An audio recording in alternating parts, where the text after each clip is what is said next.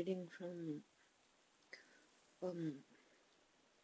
the Gayadong Sala that we call Gayadon Sira Dogandi, and I'll be reading of the book of Job, and how we say God is Wennatenio, and there was a man in the land of Uz whose name was Job, and that man was perfect and upright, and one that feared God and eschewed evil. And there were born unto him 7 sons and 3 daughters. His substance also was 7,000 sheep and 3,000 camels, and 500 yoke of oxen, and 500 she-asses, and a very great household, so that this man was the greatest of all the men of the east. And his sons went and feasted in their houses, everyone his day, and sent and called for 3 sisters to eat and to drink with them. And it was so, when the days of their feasting were gone about, that Job sent and sanctified them, and rose up early in the morning and offered burnt offerings according to the number of them all. For Job said, It may be that my sons have sinned and cursed God in their hearts. Thus did Job continually. Now there was a day when the sons of God came to present themselves before the Lord, and Satan came also among them. And the Lord said unto Satan, Whence comest thou? Then Satan answered the Lord and said, From going to and fro in the earth, and from walking up and down in it. And the Lord said unto Satan, Hast thou considered my servant Job, that there is none like him in the earth, a perfect and an upright man, one that feareth God and escheweth evil? Then Satan answered the Lord and said, Doth Job fear God for naught? Hast not thou made a hedge about him, and about his house, and about all that he hath on every side? Thou hast blessed the work of his hands, and his substance is increased in the land. But put forth thine hand now, and touch all that he hath, and he will curse thee to thy face. And the Lord said unto Satan, Behold, all that he hath is in thy power, only upon himself put not forth thine hand. So Satan went forth from the presence of the Lord. And there was a day when his sons and his daughters were eating and drinking wine in their eldest brother's house. And there came a messenger unto Job, and said, The oxen were plowing, and the asses feeding beside them, and the Sabeans fell upon them, and took them away. Yea, they have slain the servants with the edge of the sword, and I only am escaped alone to tell thee. While he was yet speaking, there came also another, and said, The fire of God is fallen from heaven, and hath burnt up the sheep and the servants, and consumed them, and I only am escaped alone to tell thee. While he was yet speaking, there came also another, and said, The Chaldeans made out 3 bands, and fell upon the camels, and have carried them away, yea, and slain the servants with the edge of the sword, and I only am escaped alone to tell thee. While he was yet speaking, there came also another, and said, Thy sons and thy daughters were eating and drinking wine in their eldest brother's house. And behold, there came a great wind from the wilderness, and smote the 4 corners of the house, and it fell upon the young men, and they are dead, and I only am escaped alone to tell thee. Then Job arose and rent his mantle, and shaved his head, and fell down upon the ground, and worshipped, and said, Naked came I out of my mother's womb, and naked shall I return thither. The Lord gave, and the Lord hath taken away. Blessed be the name of the Lord. In all this Job sinned not, nor charged God foolishly. Again there was a day when the sons of God came to present themselves before the Lord, and Satan came also among them to present himself before the Lord. And the Lord said unto Satan, From whence comest thou? And Satan answered the Lord, and said, From going to and fro in the earth, and from walking up and down in it. And the Lord said unto Satan, Hast thou considered my servant Job, that there is none like him in the earth, a perfect and an upright man, one that feareth God and escheweth evil? And still he holdeth fast his integrity, although thou movest me against him to destroy him without cause. And Satan answered the Lord, and said, Skin for skin, yea, all that a man hath will he give for his life. But put forth thy hand now, and touch his bone and his flesh, and he will curse thee to thy face. And the Lord said unto Satan, Behold, he is in thine hand, but save his life.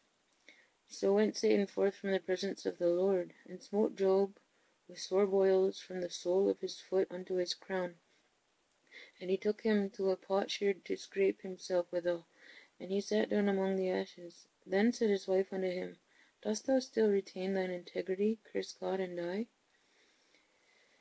But he said unto her, Thou speakest as one of the foolish women speaketh. What? Shall we receive good at the hand of God?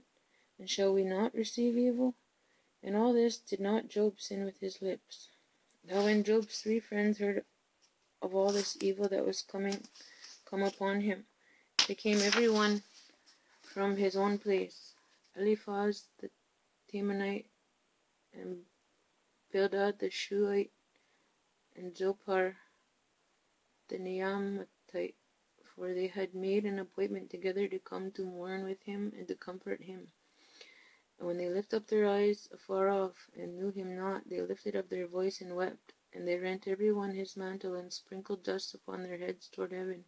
So they sat down with him upon the ground 7 days and 7 nights, and none spake a word unto him, for they saw that his grief was very great. After this opened Job his mouth, and cursed his day. And Job spake and said, Let the day perish wherein I was born, and the night in which it was said, There is a man-child conceived. Let that day be darkness. Let not God regard it from above, neither let the light shine upon it. Let darkness and the shadow of death stain it. Let a cloud dwell upon it. Let the blackness of the day terrify it. As for that night, let darkness seize upon it. Let it not be joined unto the days of the year. Let it not come into the number of the months. Lo, let that night be solitary. Let no joyful voice come therein. Let them curse it that curse the day, who are ready to raise up their mourning. Let the stars of the twilight thereof be dark. Let it look for light, but have none.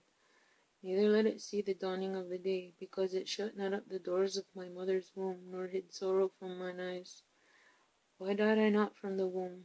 Why did I not give up the ghost when I came out of the belly? Why did the knees prevent me, or why the breast that I should suck? For now should I have lain still and been quiet.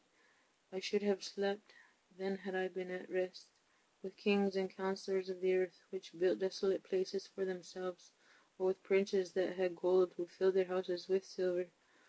Or as a hidden untimely birth I had not been, as infants which never saw light.